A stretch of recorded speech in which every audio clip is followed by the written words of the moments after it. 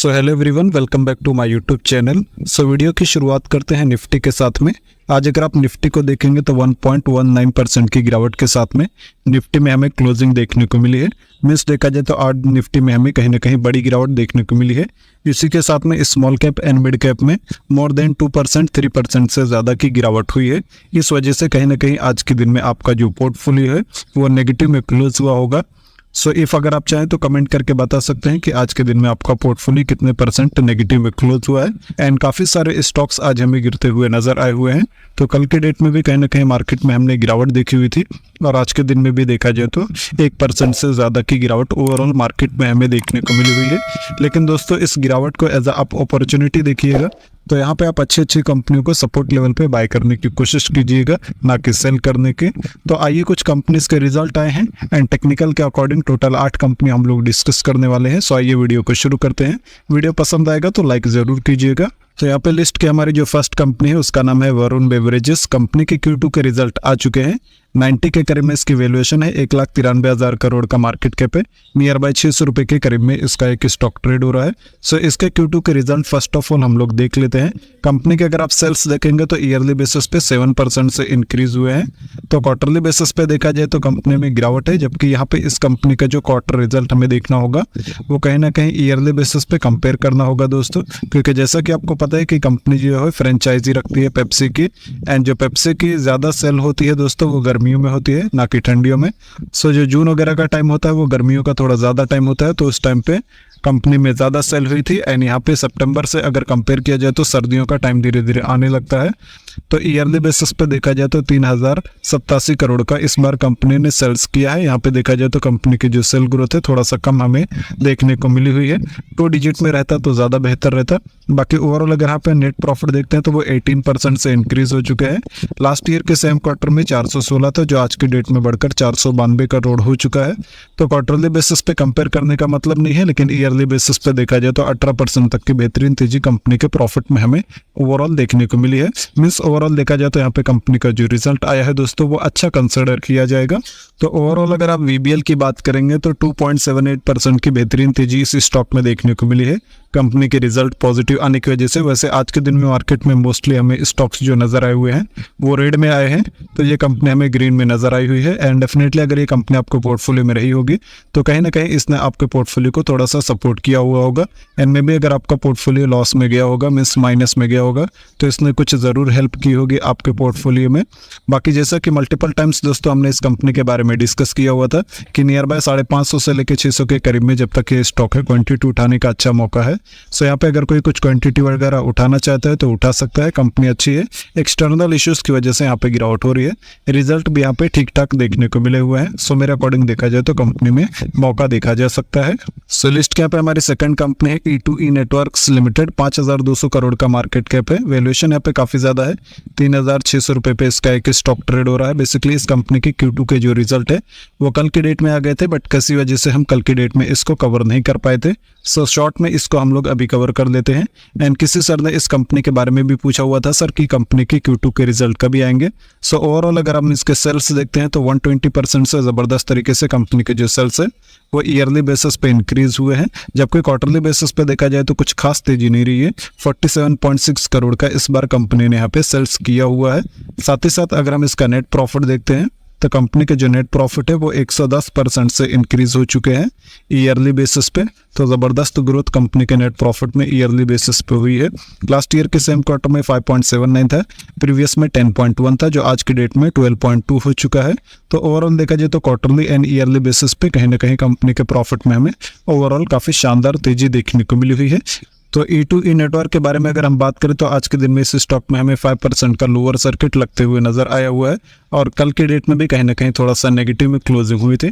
फिलहाल देखा जाए तो जो ये स्टॉक है अपने ऑल टाइम हाई पे ट्रेड हो रहा है। एंड पास्ट में काफ़ी कम टाइम में इसने अपने शेयर होल्डर को काफ़ी बड़ा रिटर्न बना के दिया हुआ है। ओवरऑल दोस्तों यहाँ पे जो इसके रिजल्ट आए हुए हैं वो पॉजिटिव आए हुए हैं। सो जिनके पास ये स्टॉक है आप आराम से होल्ड करके बने रहिएगा। यहाँ पे कोई भी सेलिंग करने की ज़रूरत नहीं है। ओवरऑल कंपनी बेहतरीन है। आने वाले टाइम में अगर आपको इसमें मौका मिले तो धीरे धीरे धीरे क्वांटिटी को आप बढ़ा भी सकते हैं, क्योंकि हमने काफ़ी सारे लोगों के पोर्टफोलियो में इस कंपनी को देखा हुआ है जिनको परसेंटेज में तो काफ़ी अच्छा प्रॉफिट हो रहा है, लेकिन छोटी कंपनी होने की वजह से वहाँ पे कम इन्वेस्टमेंट की गई थी। सो अगर आप यहाँ पे चाहो तो धीरे धीरे क्वांटिटी को उठा सकते हो। बाकी कोई फ्रेश एंट्री भी अगर आज की डेट में करना चाहता है तो कहीं ना कहीं अब कंपनी में मौका देखा जा सकता है। नियर बाय ये स्टॉक 3500 रुपये के करीब अगर आ जाता है तो वहाँ पे और भी बेहतरीन मौका मिल जाएगा। सो अगर आप चाहें तो 3500 रुपये के करीब में इस कंपनी को देख सकते हैं, अच्छा रिटर्न यहाँ से आपको डिलीवर हो पाएगा। तो लिस्ट के यहाँ पे हमारी तीसरी कंपनी है IRCON इंटरनेशनल। 6.5% तक की ओवरऑल आज के दिन में इस स्टॉक में हमें गिरावट देखने को मिली हुई है। एक टाइम पे ये स्टॉक 350 रुपये पे ट्रेड हो रहा था, जो कि आज की डेट में 200 रुपये पे आ चुका है। सो ओवरऑल काफ़ी लंबे टाइम से एक बड़ी गिरावट इस स्टॉक में अभी हमें देखने को मिल चुकी है। और इसके टेक्निकल के अकॉर्डिंग दोस्तों अगर देखा जाए तो इस स्टॉक को यहाँ पे नियर बाय जो है 250 रुपये के करीब में कंपनी को सपोर्ट बनाना चाहिए था, क्योंकि यहाँ पे अगर इसके टेक्निकल के अकॉर्डिंग देखेंगे तो नियर बाय 215 रुपये के करीब में कंपनी का एक अच्छा सपोर्ट बन रहा था। प्रीवियसली कंपनी ने वहाँ पे सपोर्ट लिया हुआ था, लेकिन अनफॉर्चुनेटली कहीं ना कहीं आज की डेट में कंपनी ने उस सपोर्ट लेवल को ब्रेक कर दिया है एंड 200 रुपये पे इसका एक स्टॉक आज की डेट में आके क्लोज हुआ है। देखना इंपॉर्टेंट होगा कि इस वीक में इसकी जो क्लोजिंग होती है कैंडल की, ये ऊपर जाके क्लोजिंग होती है या फिर ये आपको नीचे ही देखने मिलता है। इफ अगर ऊपर क्लोजिंग हो जाती है तो डेफिनेटली इसका जो है सपोर्ट वो बना रहेगा और यहाँ से ऊपर जाने की पॉसिबिलिटी इस कंपनी में बनी रहेगी। और अगर इस कंपनी में गिरावट हो जाती है तो आने वाले टाइम में ये स्टॉक आपको नियर बाय 150 रुपये के करीब या 160 रुपये के करीब भी आते हुए देखने को मिल सकता है। सो इफ अगर यहाँ पे कोई क्वांटिटी बढ़ाना चाहता है तो धीरे धीरे क्वांटिटी बढ़ा सकते हैं, और अगर आप फ्रेश एंट्री भी करना चाहते हैं तो धीरे धीरे फ्रेश एंट्री कर सकते हैं। लेकिन आने वाले टाइम में ये स्टॉक अगर नियर बाय 160 रुपये के करीब आ जाता है तो बाय करने के लिए काफ़ी ज़बरदस्त लेवल हो जाएगा। ऑल टाइम हाई से काफ़ी अच्छा डिस्काउंट भी यहाँ पे मिल जाएगा। सो यहाँ पे आप टेक्निकल के अकॉर्डिंग इन सारी सिचुएशन को ध्यान में रख सकते हैं, देन उसके बाद में अपना डिसीजन ले सकते हैं। तो लिस्ट के यहाँ पे नेक्स्ट कंपनी है JG केमिकल लिमिटेड। 6% से ज़्यादा की गिरावट आज इस स्टॉक में हमें देखने को मिली हुई है, और आज की डेट में ये स्टॉक अपने ऑल टाइम हाई से एक अच्छे डिस्काउंट लेवल पे भी आ चुका है। हालांकि इसे स्टॉक मार्केट में आके कोई बहुत ज़्यादा टाइम नहीं हुआ है, लेकिन तब से कंपनी ने अपने शेयर होल्डर को काफ़ी अच्छा रिटर्न अभी तक डिलीवर किया हुआ है।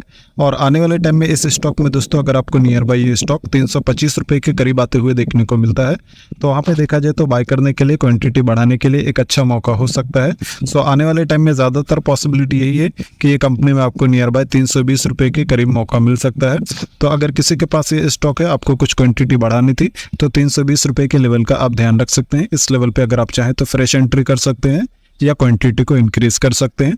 और दोस्तों जो सभी कंपनीज के बारे में हम लोग बात कर रहे हैं, ये सिर्फ हम लोग एजुकेशन पर्पस के लिए बात कर रहे हैं, या हमारी तरफ से कोई भी कॉल या रिकमेंडेशन नहीं है, जस्ट एजुकेशन पर्पस के लिए ये सारी चीज़ें डिस्कस की जा रही है।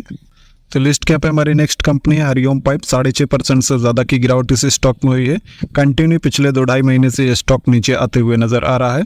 और जैसा कि प्रीवियस टाइम हमने इसके बारे में डिस्कस किया हुआ था कि अगर इसमें किसी को कुछ क्वांटिटी बाय करनी है तो 550 रुपये के करीब में जब ये स्टॉक आता है तो कुछ क्वांटिटी बाय करना सही रहेगा। तो 550 रुपये के लेवल का आप इंतजार कर सकते हैं, तब फ्रेश एंट्री या क्वांटिटी को बाय कर सकते हैं। छोटी कंपनी है पाइपिंग सेक्टर की, लेकिन बेहतरीन कंपनी है, जिनके पास से होल्ड करके रखिएगा, इन लेवल को ध्यान में रख सकते हैं। तो लिस्ट के यहाँ पे नेक्स्ट कंपनी है मजडॉक शिपयार्ड। ऑलमोस्ट 11% तक की बड़ी गिरावट आज इस स्टॉक में हमें देखने को मिली हुई है। एंड जैसा कि कंपनी ने डिविडेंड वगैरह भी अनाउंस किया है, नियर बाय 30 रुपये का डिविडेंड भी कंपनी देने जा रही है। सो डिविडेंड के बारे में तो हम लोग ज़्यादा डिस्कस नहीं करते हैं, लेकिन अगर किसी को इस कंपनी में इन्वेस्टमेंट करनी है, कल की डेट में आने वाले टाइम में 4000 रुपये का मौका यहाँ पे अगर आपको मिलता है तो डेफिनेटली कंपनी में यहाँ पे बाइंग वगैरह कर सकते हैं। ओवरऑल एक बड़ी गिरावट के बाद में थोड़ा सा स्टॉक ऊपर जाने की कोशिश कर रहा था, लेकिन कहीं ना कहीं थोड़ा सा रेसिस्टेंट फेस करते हुए अगेन इसमें प्रॉफिट बुकिंग देखने को मिली हुई है। लेकिन आने वाले टाइम में स्टॉक अगर 5000 रुपये को क्रॉस करता है तो इसमें अच्छी तेजी देखने को मिलेगी। फिलहाल कंपनी अच्छे डिस्काउंटेड लेवल पे चल रही है। 4000 रुपये का जो लेवल है देखा जाए तो टेक्निकल के अकॉर्डिंग एक शानदार लेवल है, इस पे आप मौका देख सकते हो। तो लिस्ट के यहाँ पे हमारे 7वें नंबर पे है क्राफ्ट्समैन ऑटोमेशन। 6.90% की बड़ी गिरावट इस स्टॉक में भी आज के दिन में हमें देखने को मिली हुई है। एंड पिछले काफ़ी टाइम से इसमें हमें गिरावट होते हुए देखने मिल रही है, ऑलमोस्ट 1 मंथ से। एंड पिछले कुछ महीने से इसमें जो वॉल्यूम्स थे पूरी तरीके से ड्राई थे। एंड इससे पहले कंपनी जो है इस रेंज में ट्रेड हो रही थी, और कहीं ना कहीं अब कंपनी ने उस रेंज को ब्रेक कर दिया है। तो अब आने वाले टाइम में जो ज़्यादातर पॉसिबिलिटी यहाँ पे बन रही है कि ये स्टॉक नियर बाय 5000 रुपये के करीब में सपोर्ट ले सकता है।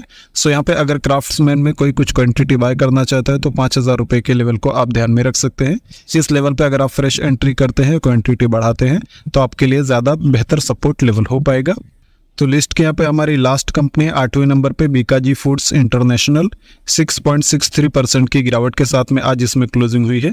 लास्ट टाइम कंपनी ने अपना ऑल टाइम हाई जो बनाया था वो ऑलमोस्ट 1000 रुपीज़ को क्रॉस किया था। देन वहाँ से इसमें हमें प्रॉफिट बुकिंग देखने को मिल रही है। आज की डेट में ये स्टॉक 830 रुपये पे ट्रेड हो रहा है। सो टेक्निकल के अकॉर्डिंग देखा जाए तो फिलहाल जो ये स्टॉक इस लेवल पे है, ये इसका टेक्निकल एक सपोर्ट लेवल बना हुआ है। ज़्यादातर पॉसिबिलिटी यही कि कंपनी में यहाँ से अच्छी तेजी आ जानी चाहिए और ये स्टॉक ऊपर ही जाना चाहिए। तो अगर करंट लेवल पे कोई कुछ क्वांटिटी बाय करना चाहता है या फ्रेश एंट्री करना चाहता है तो मौका देख सकता है। बाकी इन फ्यूचर में अगर कंपनी 800 रुपये के लेवल को ब्रेक कर देती है तो ये स्टॉक आपको नियर बाय 700 रुपये के करीब भी आते हुए देखने को मिल सकता है। तो एग्जाम्पल के तौर पे अगर कोई इसमें 50,000 रुपये इन्वेस्ट करना चाहता है तो फिलहाल 30,000 रुपये आप करंट लेवल पे बाय कर सकते हो। बाकी इन फ्यूचर में अगर इसमें और गिरावट हो जाती है और कहीं ना कहीं ये स्टॉक 700 के करीब में आ जाता है तो बाकी का अमाउंट 20,000 बचा हुआ उस लेवल पे बाय किया जा सकता है। ओवरऑल देखा जाए तो कंपनी शानदार है, लॉन्ग टाइम के लिए होल्ड करके रखा जा सकता है। अच्छा रिटर्न फ्यूचर में यहाँ से डिलीवर हो सकता है। सो आई होप दोस्तों ये वीडियो आपको अच्छा लगा होगा।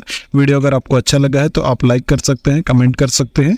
मिलते हैं अगली वीडियो में, तब तक के लिए थैंक यू, जय हिंद।